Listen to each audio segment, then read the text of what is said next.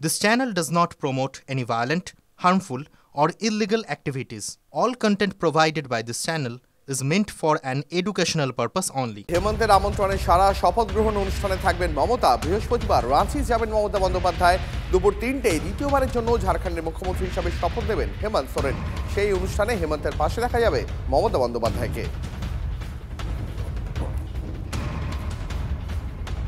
নজর রাখবে এই মুহূর্তে একটি ব্রেকিং নিউজে। তৃণমূল নেতা শান্তনু সেনের নিরাপত্তারক্ষী প্রত্যাহার করা হলো। দুজন নিরাপত্তারক্ষী ছিল তার, শিফট অনুযায়ী একজন করে থাকতেন। প্রত্যাহার করে নেওয়া হলো সেই রক্ষী।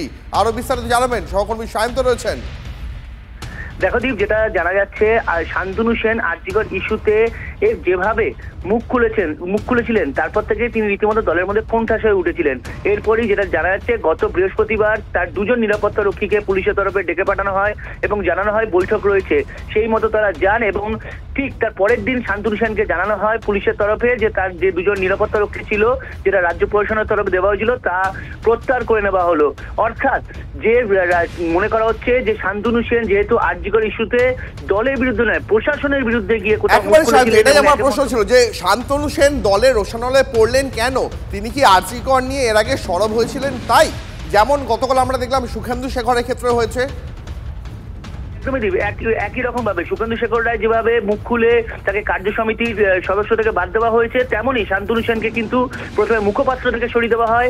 তার স্ত্রী কাকুলি সেন 2 নম্বর ওয়ার্ড থেকে তাকে অফিসিয়াল কাউন্সিলর গ্রুপ থেকে অপসারণ করা হয়। তেমনই এবার তার ব্যক্তিগত যে নিরাপত্তা রক্ষী ছিল দুজন, যেটা রাজ্য দিয়েছিল সেটাও প্রত্যাহার করে দেওয়া হলো। আরজিকর ইস্যুতে তিনি অনেক ধন্যবাদ।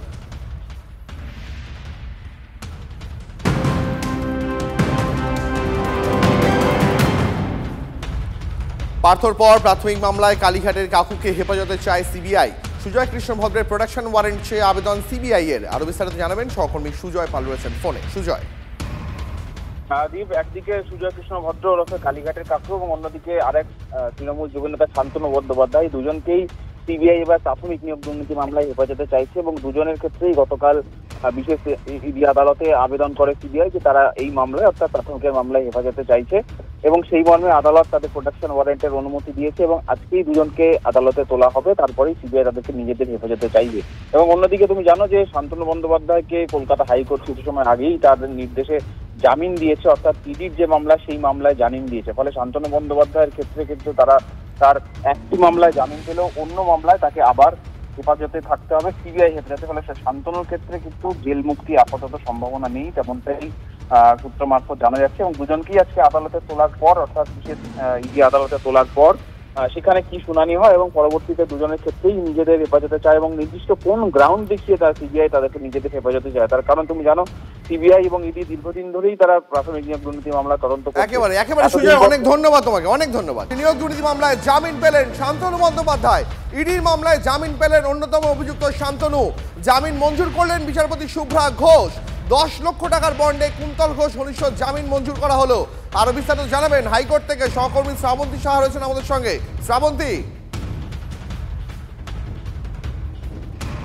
আরো একবার আপনাদের জানিয়ে রাখি গতকাল অর্পিত চট্টোপাধ্যায়ের পর আজ জামিন পেলেন শান্তনু বন্দ্যোপাধ্যায়। আরো বিস্তারিত জানাবেন হাইকোর্ট থেকে সহকর্মী শ্রাবন্তী সাহা রয়েছেন আমাদের সঙ্গে। শ্রাবন্তী, দেখো শান্তনু বন্দ্যোপাধ্যায় তিনি ছিলেন এবং এর ইডি রেড শেষ পর্যন্ত গ্রেফতার করা হয়েছিল। এটা মূল বিষয় হয়ে আসছিল যে যেহেতু কুন্তল ঘনিষ্ঠ তাই একাধিক তথ্য রয়েছে বিশেষত নিয়োগ দুর্নীতির সাথে তার কি সম্পর্ক রয়েছে এই বিষয় নিয়ে বারবার আদালতে প্রশ্ন তুলছে। যদিও শেষ পর্যন্ত আজকে বিচারপতি শুভ্রা ঘোষ তাকে জামিন দিয়েছেন, যেহেতু কুন্তল ঘোষের জামিন হয়ে গেছে তিনি মূল অভিযুক্ত ছিলেন। তারপরেই শান্তনু বন্দ্যোপাধ্যায় মঞ্জুর করে কলকাতা হাইকোর্ট। বেশ, অনেক ধন্যবাদ তোমার শ্রাবন্তী। আলিয়া বিশ্ববিদ্যালয়ের পড়ুয়া রহস্য মৃত্যু। বিশ্ববিদ্যালয়ের 18 তলায় তৃতীয় বর্ষের ছাত্র আব্দুল রহমানের ঝুলন্ত দেহ উদ্ধার। মৃত ছাত্র মালদার বৈষ্ণবনগরের বাসিন্দা। গতকাল সন্ধ্যায় টেকনোসিটি থানার পুলিশ দেহটি উদ্ধার করে ময়নাতদন্তে পাঠায়। সম্পর্কে টানাপোড়েনের কারণেই ওই পড়ুয়া আত্মঘাতী হয়েছেন প্রাথমিক অনুমান পুলিশের। ময়নাতদন্তের রিপোর্টে স্পষ্ট হবে মৃত্যুর কারণ। এই মুহূর্তে একটি খবরে নজর রাখতেই হচ্ছে। জনবহুল এলাকায় উদ্ধার পুরনো হ্যান্ড গ্রেনেড। চাঞ্চল্য নাগরাকাটায়। গ্রেনেডটি উদ্ধার করে নাগরাকাটা থানার পুলিশ। গ্রেনেডটির বাইরে ধাতব আস্তরণে মরচে ধরে গেছে। হ্যান্ড গ্রেনেডটি সেনাবাহিনীর কিনা তা জানতে বাহিনীকে চিঠি জলপাইগুড়ি পুলিশের। এই মুহূর্তে আপনাদের জানিয়ে রাখি চাঞ্চল্যকর খবর, জনবহুল এলাকা থেকে উদ্ধার পুরনো হ্যান্ড গ্রেনেড। নাগরাকাটা এই ঘটনায় চাঞ্চল্য ছড়িয়েছে। গ্রেনেডটি উদ্ধার করেছে নাগরাকাটা থানার পুলিশ। গ্রেনেডটির বাইরে ধাতব আস্তরণে মরচে ধরে গেছে। গ্রেনেডটি সেনাবাহিনী কিনা জানতে বাহিনীকে চিঠি জলপাইগুড়ি পুলিশের। নজর রাখবো পরের খবরে। নিজের ঘরেই ঘুমের মধ্যে খুন যুবক, জিজ্ঞাসাবাদের জন্য আটক মৃতের স্ত্রী এবং মা। ঘটনা পূর্ব মেদিনীপুরের পটাশপুর 2 নম্বর ব্লকের 5 গ্রাম পঞ্চায়েত এলাকার। গতকাল রাতে খাওয়া দাওয়ার পর নিজের ঘরেই ঘুমোচ্ছিলেন যুবক। ভোর রাতে যুবকের দ্বিতীয় পক্ষের স্ত্রীর চিৎকারে ছুটে আসেন আশপাশের স্থানীয়রা। স্ত্রী অভিযোগ করেন কেউ বা কারা তার স্বামীকে খুন করে চলে গেছে। পুলিশ দেহটি উদ্ধার করেছে। আরও একবার আপনাকে জানিয়ে রাখি, ঘুমের মধ্যে এক যুবকের রহস্য মৃত্যু। কিভাবে মারা গেল, স্ত্রীর দাবি কেউ বা কারা ঘুমের মধ্যে এসে তাকে খুন করে গেছে। এই মুহূর্তে কিভাবে এই মৃত্যু, কেন এত চাঞ্চল্য জানবো। সহকর্মী কনিষ্ক রয়েছেন। কনিষ্ক, কে বা কারা ওই যুবককে ঘুমের মধ্যে খুন করে গেল, পরিবারের কি অভিযোগ, পুলিশ কি মনে করছে? দেখো, পুলিশ প্রাথমিকভাবে নিহত দীপঙ্করের স্ত্রীকে আটক করেছে এবং তার মাকেও আটক করেছে। যেহেতু ঘরের মধ্যে খুব বেশি সদস্য ছিল না, ফলে যেই ঘরে ঘুমিয়েছিল বলে সেই ঘরে তার পাশে তার স্ত্রী ছিল, তার সন্তান ছিল, ফলে এদেরকেই প্রাথমিকভাবে সন্দেহ করা হচ্ছে এবং পুলিশ প্রাথমিকভাবে আটক করেছে। কিন্তু সমগ্র ঘটনাকে ঘিরে রীতিমতো চাঞ্চল্য তৈরি হলো। একটা ঘুমন্ত মানুষকে ঘরের ভিতরে দরজা বন্ধ অবস্থায় গলা কেটে খুন করে দিয়ে গেল বা গলা কেটে তাকে হত্যা করা হলো। এই সমগ্র নিয়ে রীতিমতো যেরকম চাপানোতর তৈরি হয়েছে, তার পাশাপাশি কিন্তু প্রকৃত দোষীটাকে বা ঘরের ভিতরে বহিরাগত কেউ এসে কি খুন করে দিয়ে গেল, সে স্ত্রীর এই এমনই অভিযোগ বা স্ত্রীর এমনই বক্তব্য ঘিরে কিন্তু রীতিমতো একটা চাঞ্চল্য তৈরি হয়েছে। যদিও সমগ্র ঘটনা তদন্ত ইতিমধ্যেই পলাশপুর থানার পুলিশ শুরু করেছে। বুঝতে পারছি কনিষ্ক, অনেক ধন্যবাদ তোমাকে। আগে বিয়ে করেছিল, আচ্ছা বিয়ে করে তার সে স্ত্রীকে ছেলেকে নেয়নি, তারা এখান থেকে ছেড়ে চলে গেছে। এখন অন্য একজনের স্ত্রীকে আর ছেলেকে নিয়ে এসে রাখছিল আর কি।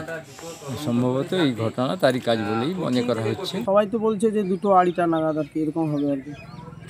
পুলিশ কি জানিয়েছে এখানে আসার পরে, কি দেখে কি কিছু জানিয়েছে পরিবারকে? না সেরকম কিছু জানায়নি, যেতে বলেছে থানা। আমরা এই খুন অবস্থায় দেখেছি, আর এর আমরা খুব নৃশংস খুন, আর এর আমরা প্রতিবাদ চাই। আর এটা যাতে খুব কঠিনতর শাস্তি পাই যে খুন করেছে, সেটা আমরা চাই। পুলিশি তদন্তেই শেষ কথা হবে। তো আমার এটাই দাবি থাকবে বিরোধী দলনেতা হিসাবে এবং এখানকার গ্রাম পঞ্চায়েত হিসাবে এই সাংসদের, যাতে কঠিন থেকে কঠিনতম শাস্তি দেওয়া হয়।